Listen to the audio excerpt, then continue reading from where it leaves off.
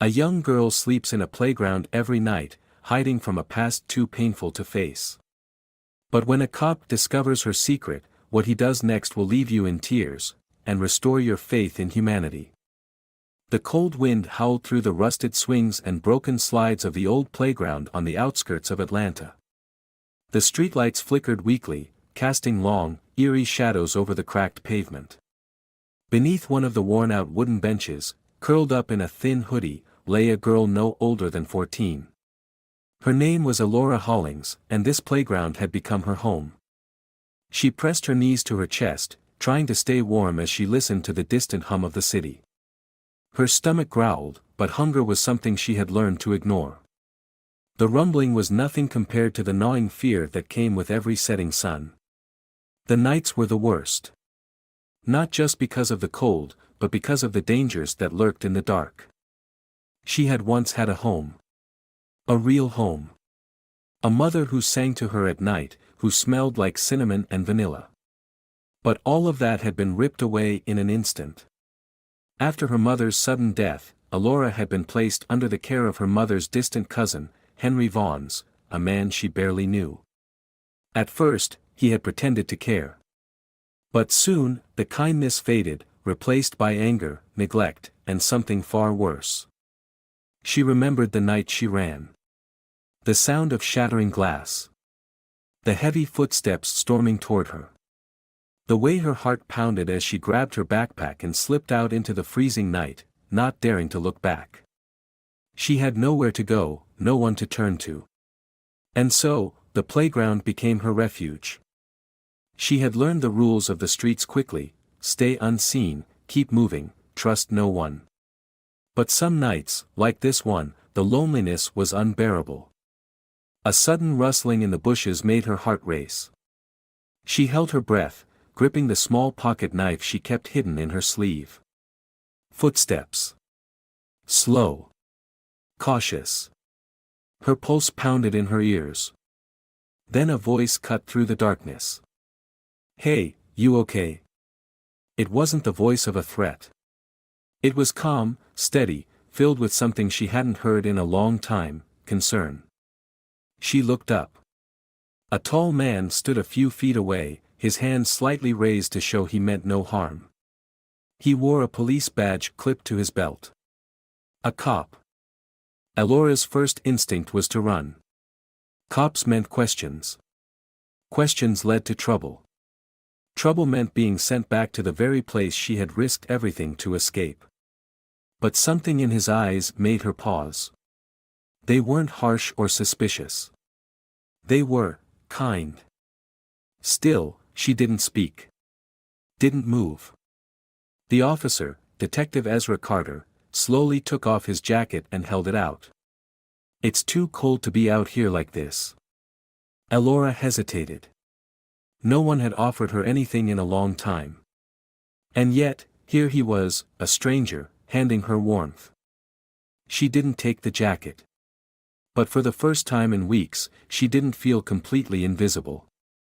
Detective Ezra Carter stood in the dim glow of the street lamp, watching the girl closely. He had seen a lot in his years on the force: runaways, lost kids, broken families, but there was something about this girl that hit him harder than usual. Maybe it was the way she shrank into herself, as if trying to disappear, or the way her hollow eyes darted toward the nearest escape route, calculating the distance, ready to bolt at any second. She didn't take the jacket he had offered. She didn't say a word. Carter sighed, glancing at the empty streets around them. It was well past midnight, and the temperature had dropped sharply. He knew she couldn't stay out here, not safely. But he also knew he had to tread carefully. Scaring her off would only push her further into danger. "You got a name?" he asked, keeping his voice calm. No answer. He took a small step closer, lowering his voice. "Listen, I'm not here to arrest you. I just want to make sure you're okay." The girl flinched at the word "arrest." Her fingers tightened around the edge of her hoodie as if she expected him to grab her at any second. Carter exhaled slowly. He knew that look. It was the look of someone who had been hurt before. I get it, he said, softening his tone. You don't trust me. You don't trust anyone. But it's freezing out here, and you haven't eaten in a while, have you? The girl's eyes flickered with something, hunger, maybe, or just the exhaustion of keeping her guard up for so long. He saw the way her thin frame trembled, not just from the cold, but from something deeper. Carter reached into his pocket and pulled out a granola bar. He placed it on the bench beside her, careful not to make any sudden movements. I'm not asking for anything, he said. Just eat. For a moment, she didn't move. But then, slowly, hesitantly, her fingers crept toward the granola bar. She snatched it up and unwrapped it quickly, taking small, cautious bites like someone who wasn't sure when their next meal would come. Carter waited until she finished before speaking again. My name's Ezra. I work downtown, but I live not too far from here. He hesitated, then added, I have a daughter. She's a little younger than you. The girl's eyes flicked up for the first time, just for a second, before darting away again. Progress. Carter knew he had to keep going. What about you? Where are you from? Silence. He tried again. Anyone I can call for you? The girl tensed. Her jaw tightened, and for the first time, her eyes met his directly. There was something raw in them, anger, fear, defiance. No, she said, her voice hoarse from disuse. Just one word. But it told him everything. No one was looking for her. No one cared where she was. Carter's stomach twisted. He knew he couldn't walk away from this. He glanced at his car, then back at her. He had a choice to make. If he called Child Protective Services, she would likely end up in the system, a place that wasn't always kind to kids like her. If he left her here, she might not survive another night on the streets. But there was a third option. It was risky. It was personal. It broke every rule in the book. And yet, looking at her, he knew, he couldn't just leave her here. He took a deep breath and made his decision. All right, he said, nodding to himself. Let's get you somewhere safe. For the first time, she looked at him without fear. Not trust, not yet. But something close to curiosity. She didn't run when he gestured toward his car. She didn't refuse when he opened the passenger door. And when she finally climbed in, silent and wary, Carter knew, this was just the beginning. The ride was silent. The hum of the car engine filled the space between them, but neither Alora nor Detective Carter spoke. She sat stiffly in the passenger seat, her fingers curled tightly around the seatbelt, as if she might need to unbuckle and escape at any second. Her dark eyes flicked toward the window, watching the city lights blur past, but Carter could tell, she wasn't admiring the view. She was memorizing the streets, tracking their path, ready to run if things went wrong. Carter kept his hands steady on the wheel, resisting the urge to check on her every few seconds. He had dealt with frightened kids before, but Alora wasn't just scared. She was something else. Wary. Worn down. Like a stray cat that had learned the hard way that kindness was often a trick. He didn't blame her for that. Not taking you to the station, he finally said, his voice even. I figured you'd rather avoid that. Alora said nothing, but he noticed her fingers relax slightly on the seatbelt. Not taking you to a shelter either, he continued. They're full, and not always safe. Her gaze shifted toward him, just for a second. It wasn't trust. But it was interest. Carter sighed, rolling his shoulders. He was about to say something he had never said before. I'm taking you home. Alora's entire body went rigid. Now she looked at him directly, her face unreadable. Why? Her voice was hoarse, but her question was sharp, almost accusatory. Carter thought for a moment before answering. Because I don't think you belong on the streets. She let out a quiet scoff and turned back toward the window. That's not an answer. Carter tapped his fingers on the steering wheel. Maybe not, he admitted. But it's the truth. Another silence stretched between them, heavier than the last. He could feel her weighing his words, trying to decide whether he was a threat, a fool, or something in between. Eventually, she spoke again. You said you have a daughter. He nodded. Yeah. Emily. She's 12. Elora's lips pressed together in a thin line. She know you're bringing home a stray? Carter let out a low chuckle. Not yet. Elora didn't laugh, but he saw the tiniest flicker of something, maybe amusement, maybe disbelief. He pulled off the main road and turned onto a quiet street lined with modest houses. His home was at the end of the block, a 2-story house with a porch light glowing warmly against the night. It wasn't big. It wasn't fancy. But it was a home. Carter parked in the driveway and turned to Elora. Come inside. Get warm. Eat something. If you decide you want to leave, I won't stop you. She hesitated. She was starving. She was cold. But she had been burned too many times to believe in good intentions. Still. The warmth spilling from the house was tempting. The idea of a hot meal was tempting. Finally, without a word, she unbuckled her seatbelt and stepped out of the car. Carter didn't smile. He didn't praise her for trusting him. He just walked to the front door, unlocked it, and stepped inside. Elora followed, crossing the threshold of a house that wasn't hers, into a life she never thought she could have. As soon as Elora stepped inside, warmth wrapped around her like a blanket. The air smelled of something unfamiliar yet comforting, spices, fabric softener, the faint scent of vanilla. It was the opposite of what she was used to.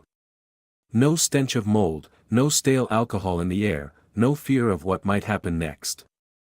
She stood frozen in the entryway, her muscles tense, her fingers gripping the straps of her hoodie as if she might need to run at any second. Detective Carter noticed. He didn't push her forward or try to make her feel at home. He just stepped aside, giving her space. Shoes off at the door, he said simply, toeing off his own boots. Elora hesitated before kicking off her sneakers.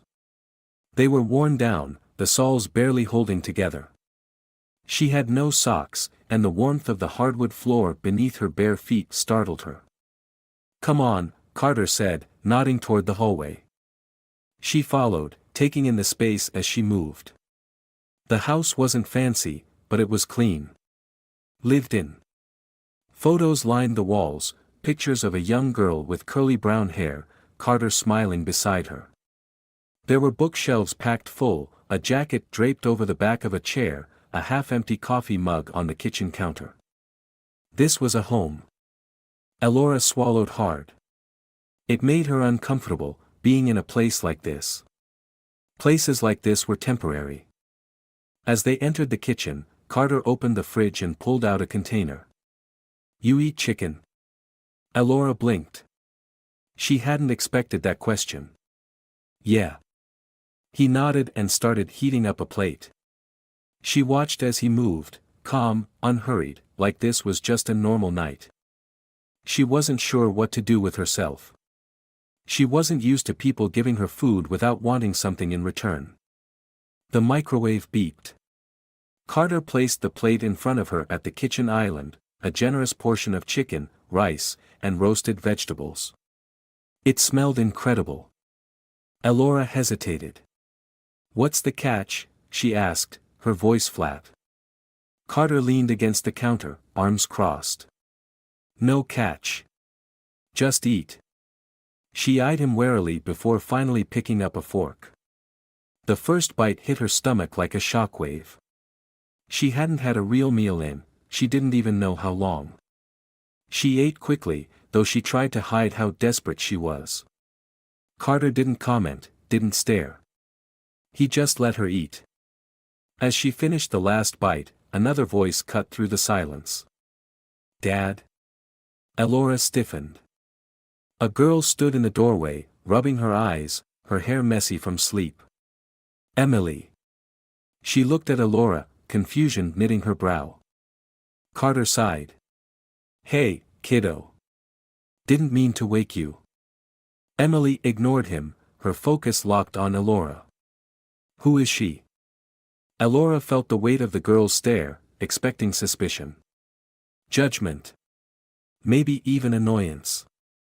She knew that look, she had seen it before, in the eyes of kids who still had homes, who thought kids like her didn't belong. Carter met his daughter's gaze. Her name's Elora, he said simply.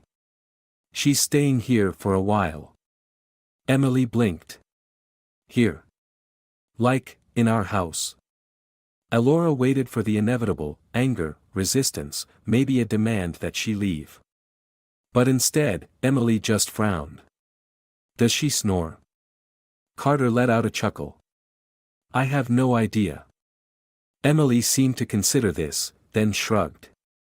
Okay. She turned back toward the hallway. I'm going back to bed. Elora stared after her, stunned. No questions. No accusations. Just, okay. Carter smirked slightly. She's not much of a talker when she's half asleep. Elora didn't respond. She didn't know how to. For the first time in a long time, she didn't feel like she was an intruder. She wasn't sure what that meant. And she wasn't sure she could trust it. Elora sat at the kitchen counter long after her plate was empty, her fingers lightly tapping against the surface. She could still taste the warmth of the meal, feel it settling in her stomach, a rare kind of comfort she wasn't used to. But no matter how full she was, the unease didn't leave her. Detective Carter moved around the kitchen, rinsing out his coffee mug and setting it in the sink like this was any other night. Like she was just another person in his house. But she wasn't. She didn't belong here. She had learned long ago that places like this, safe places, never lasted. Finally, Carter turned to her. You look exhausted, he said, his voice calm but firm. Come on, I'll show you where you can sleep. Elora hesitated. The idea of sleeping in a house again, inside, with walls and a locked door, made her feel exposed. On the streets, she had learned how to stay half awake, always ready to run if she had to. But here? She didn't know what was worse, the idea of letting her guard down or the fear of waking up to find it had all been a mistake. Still, she followed him down the hall. He stopped in front of a room and pushed the door open. It's Emily's old room. She doesn't use it anymore, she moved into the bigger one a few years back. Elora stepped inside cautiously. The room was small but clean. A bed with neatly tucked sheets, a wooden dresser, a soft blue rug in the center. Nothing fancy, but more than she had expected. More than she deserved. Carter leaned against the doorway. Bathrooms down the hall. There are extra clothes in the dresser if you need them. He hesitated before adding, you don't have to stay. But if you do, you sleep here. Not outside. Elora stared at the bed, her fingers curling into fists. Why are you doing this? She finally asked. Carter sighed, rubbing the back of his neck. Because no kid should be sleeping on a playground. Elora swallowed hard. She wanted to tell him that she wasn't a kid. Not anymore. Not after everything she'd been through. But the words stuck in her throat. She glanced back at him, her expression guarded. What if I steal something? She challenged. Carter didn't even blink. Then I guess I'll deal with that if it happens. She narrowed her eyes. What if I leave in the middle of the night? His jaw tightened, but his voice remained steady. Then I'll hope you don't. But I won't stop you. Elora didn't know what to do with that. No threats. No guilt. Just a choice. She turned back toward the bed. The mattress looked soft. Too soft. She wasn't sure if she could sleep in it. Carter took her silence as an answer. Get some rest, he said simply. Then, he stepped out and pulled the door halfway shut, leaving it slightly open. Elora stood in the middle of the room, listening as his footsteps faded down the hall. She didn't trust this. She didn't trust him. But for some reason, she wasn't running either. Slowly, hesitantly, she sat down on the edge of the bed. The mattress sank under her weight, unfamiliar and strange. She stayed there for a long time, staring at the wall, waiting for something to go wrong. But nothing did. For the first time in what felt like forever, she was inside. Safe. And it scared her more than anything.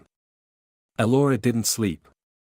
She lay on the bed, staring at the ceiling, listening to every creak and shift in the house. The mattress was too soft, the room too quiet. She was used to sleeping in places where she had to stay alert, where the cold kept her awake, where she had to listen for footsteps approaching, where she knew at any moment she might have to run. But here, there was nothing but silence. It was suffocating. At some point, she moved to the floor, curling up with the blanket she had pulled from the bed. It wasn't much better, but at least the hardness of the ground felt familiar. She must have dozed off at some point, because the next thing she knew, she was waking up to soft morning light filtering through the blinds. The smell of coffee drifted in from down the hall. For a moment, she forgot where she was. Then it hit her all at once. The bed. The walls. The fact that she was inside someone's house. Her chest tightened. She sat up quickly, heart pounding. Was she still safe? Had she overstayed? Would Carter regret bringing her here? Her hands trembled as she pushed herself up. She needed to get out before something went wrong. Before he changed his mind. She crept toward the door, listening carefully. The house was awake. She heard the clinking of dishes, footsteps moving through the hallway. Slipping out quietly, she padded toward the front door, keeping close to the wall. She knew how to leave unnoticed. It was a skill she had perfected. But just as her fingers brushed the doorknob, a voice stopped her. "You leaving already?" She froze. Turning slowly, she saw Emily standing in the hallway, arms crossed, her hair still messy from sleep. Elora swallowed. "Yeah." Emily raised an eyebrow. "You eat yet?" The question caught her off guard. "What?" Emily sighed like this was an exhausting conversation. "Did you eat?" Elora hesitated. "No." Emily shrugged. "Then sit down. Dad made pancakes." Elora narrowed her eyes. "Why do you care?" Emily shrugged again. "I don't. But if you pass out or something, Dad's gonna blame me." Elora didn't believe that for a second. But before she could say anything else, Carter's voice called from the kitchen. "Emily, stop interrogating our guest and let her eat." Emily smirked. "See? You're officially our guest. Congrats." Elora clenched her jaw. Everything inside her told her to leave. To get out before she got attached. Before she started thinking this place was something it wasn't. But her stomach growled. And against her better judgment, she found herself stepping away from the door. When she entered the kitchen, Carter was at the stove, flipping pancakes like this was the most normal thing in the world. There was already a plate stacked high on the counter. "Sit," he said, nodding to the table. Elora hesitated, then pulled out a chair. Emily plopped down across from her, grabbing a pancake and drowning it in syrup. Carter set a plate in front of Elora. "Figured you could use something better than granola bars." Elora stared at the food. It smelled incredible.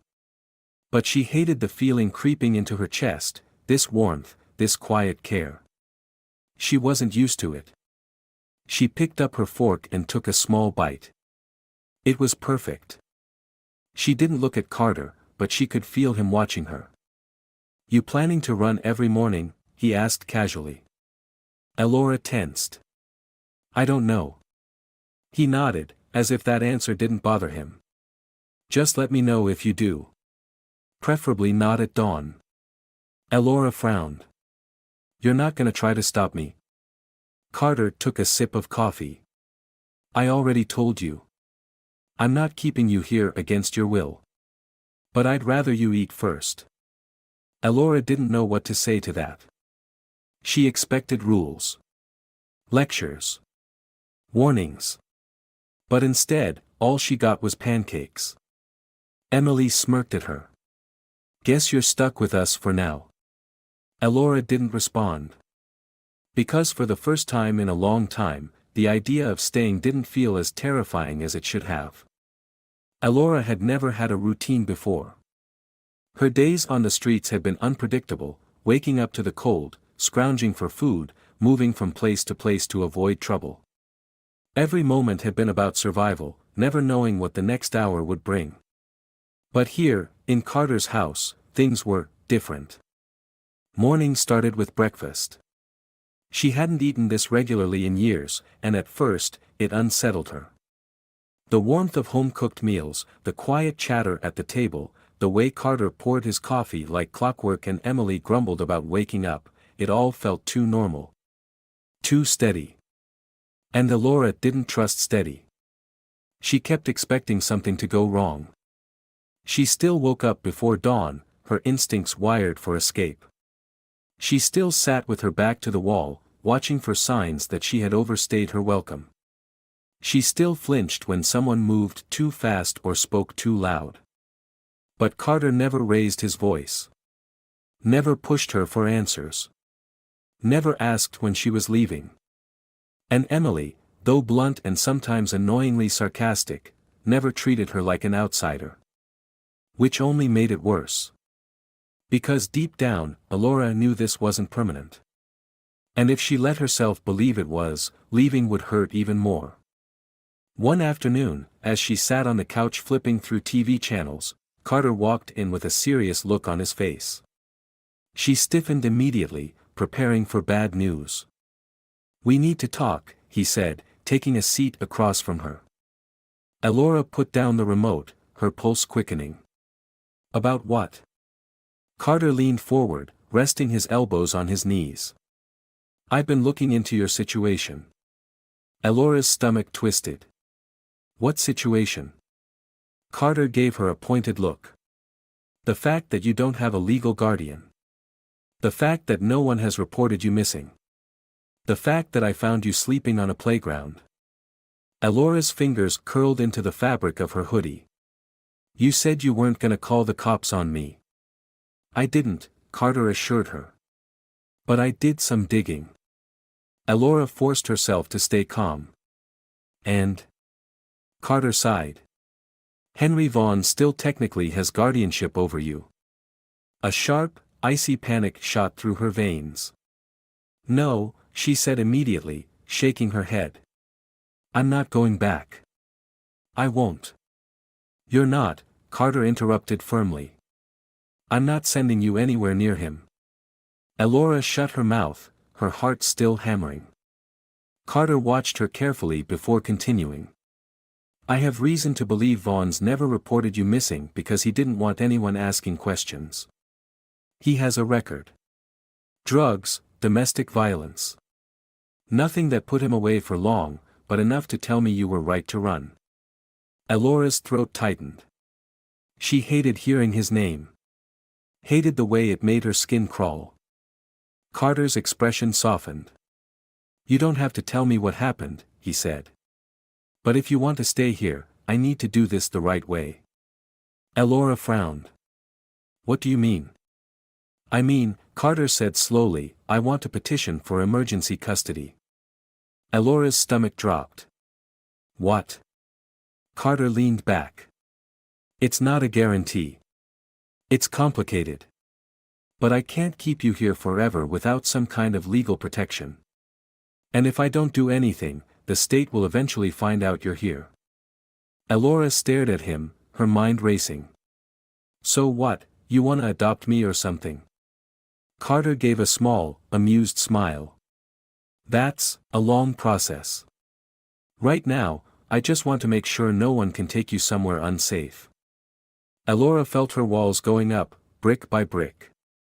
This was too much. Too close. Carter must have noticed because he sighed and rubbed his hands together. Look, you don't have to decide anything right now. Just think about it. Elora didn't respond. Because thinking about it was the last thing she wanted to do. That night, she didn't sleep again. Not because she was afraid of the dark. But because, for the first time in a long time, she was afraid of what it might mean to stay. Elora had spent most of her life preparing for the worst. She had learned, over and over again, that nothing good ever lasted. That people always left. That promises were just words, and homes were temporary. So when Carter told her he wanted to petition for custody, her first instinct was to shut down. To run. She spent the next few days avoiding the conversation. She didn't bring it up, and Carter, true to his word, didn't push her. But she could feel it lingering between them, like a storm waiting to break. Emily, on the other hand, didn't seem to care about the tension. She treated Elora the same as always, like she had always been there, like it didn't matter if she stayed or left. But one evening, as they sat on the couch watching TV, Emily spoke up without looking away from the screen. "You're scared," she said. Elora stiffened. "No, I'm not." Emily rolled her eyes. "Okay. Sure." Elora glared at her. "You don't know anything about me." Emily finally turned her head, raising an eyebrow. "I know you barely sleep. I know you sit by the door like you're waiting for an excuse to leave. And I know you think my dad's too good to be real." Elora opened her mouth, then closed it. Emily shrugged. "I used to think that too." Elora frowned. "What do you mean?" Emily picked at the sleeve of her hoodie. "My mom died when I was little. I don't really remember her. But for a long time, I thought my dad was just pretending to care about me. Like, eventually, he'd get tired and leave." She glanced at Elora. "He never did." Elora swallowed hard. Emily turned back to the TV. "I'm just saying. You don't have to believe it yet. But it doesn't mean it's not true." Elora didn't say anything. Because for the first time, she didn't know if she wanted to run anymore. The day of the custody hearing came faster than she expected. Carter had warned her that it might not go in their favor. That Vaughns could contest it. That the state might decide she was better off somewhere else. But when the judge looked at the evidence, at Vaughn's record, at Carter's petition, at the quiet, exhausted girl sitting in the chair beside him, it didn't take long for a decision. "Temporary custody is granted to Detective Ezra Carter," the judge declared. Elora barely heard the rest. She felt the words more than she processed them. Custody granted. She wasn't going back. She wasn't going anywhere. Carter placed a steady hand on her shoulder, and for the first time in as long as she could remember, she didn't flinch. The first night after the hearing, Elora lay awake in bed, staring at the ceiling. Not because she was scared. Not because she was planning to leave. But because, for the first time, she wasn't afraid of staying. This story isn't just about survival, it's about trust, healing, and what it truly means to find a home. Elora's journey reflects the painful reality that so many kids face, being let down by the people who were supposed to protect them, being forced to grow up too fast, and learning that the world isn't always kind. She had every reason to believe that kindness was temporary, that safety was an illusion, that people would always leave. But Carter showed her something different. He didn't just offer her shelter, he offered her choice. He didn't force trust, he earned it. And Emily, in her own blunt way, proved that family isn't just about blood, but about the people who choose to stay. The ending isn't about Elora magically becoming fixed or forgetting the trauma she's been through. Healing doesn't work that way. But what matters is that, for the first time, she's not alone. She's not running. And she's starting to believe, just a little, that maybe, just maybe, she deserves a place to belong. Because home isn't just a house. It's the people who refuse to give up on you.